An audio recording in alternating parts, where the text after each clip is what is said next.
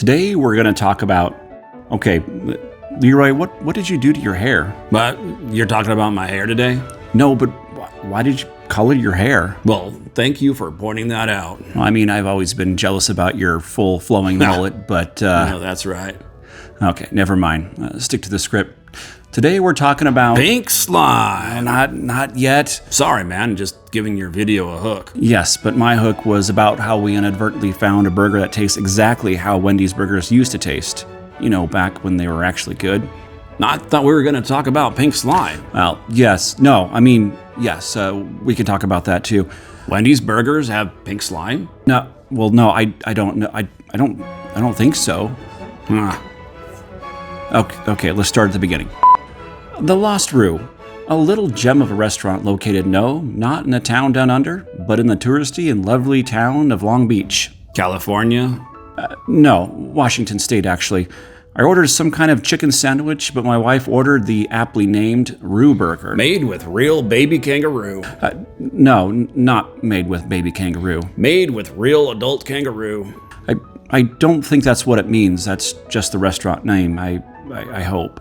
Not that there's anything wrong with eating kangaroo. Anyways, given that I hate to see uneaten food go to waste, I often take the liberty to sample leftovers around the table. And Leroy, I had a moment after I ate that last quarter of the Roo Burger. Like the moment of eating an exotic animal?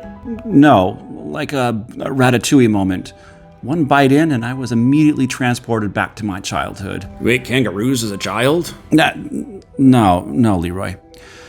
It took me back to a Wendy's in southern Montana with our grandparents. Remember? The tables had newspaper clippings or whatever those were printed all over them. The red chairs and carpets. My grandfather sliced me off another quarter of that beloved cheeseburger. I'm not sure why he didn't just let us eat them whole, but the succulent taste of the buttered bun... Please don't use the word succulent. The taste of the buttered bun and the beef and the... Man, I don't even know how to describe it.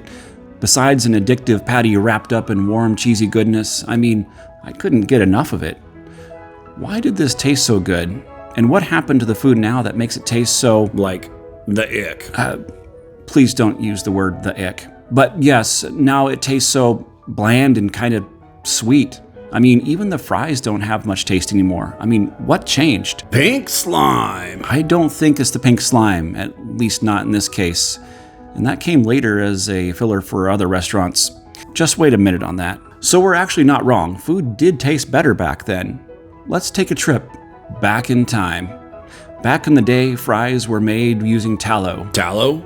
Yes, animal fat. Oh, now where exactly is that from? You don't want to know. But now we're finding that we've replaced the tallow in deep fryers with all these vegetable and seed oils and discovering that actually the tallow may have been a better choice. However, what explains the difference of the actual meat patty from Wendy's?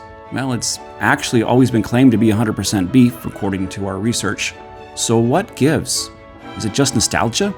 Keep in mind that as companies continue to optimize and reduce costs of manufacturing in the last 40 to 50 years, they've standardized their process.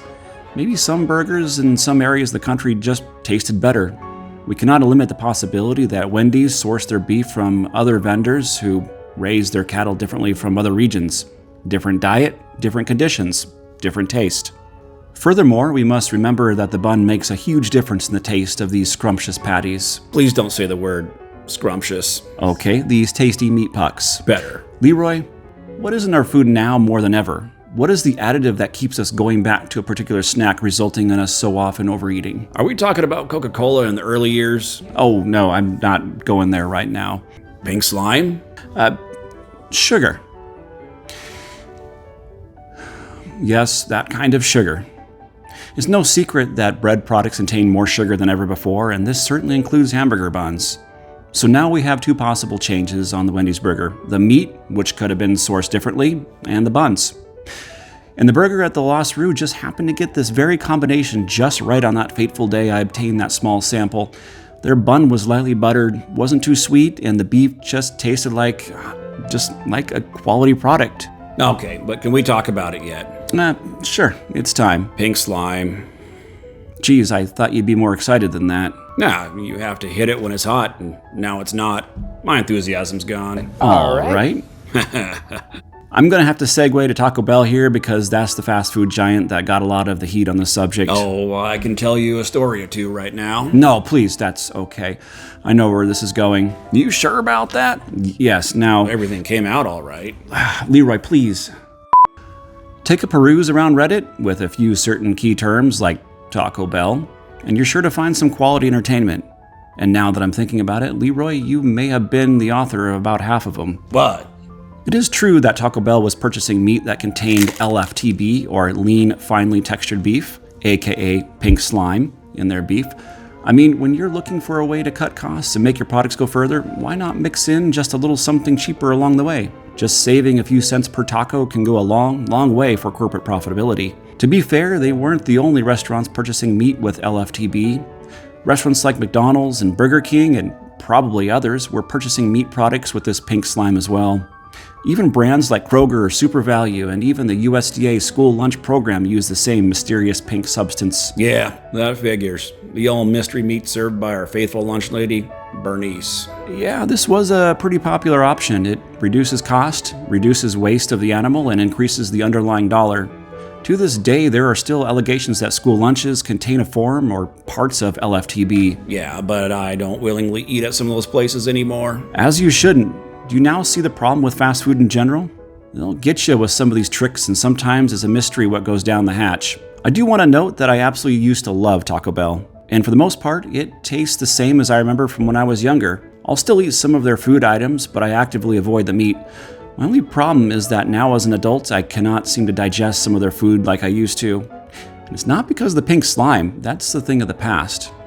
I think it's more likely because of the high fat and carb content, although there is a chance it could be some sort of sensitivity to an ingredient. Can you name another product that we consume today that might have this pink slime? Pink Squeeze-Its. Do they even make those anymore?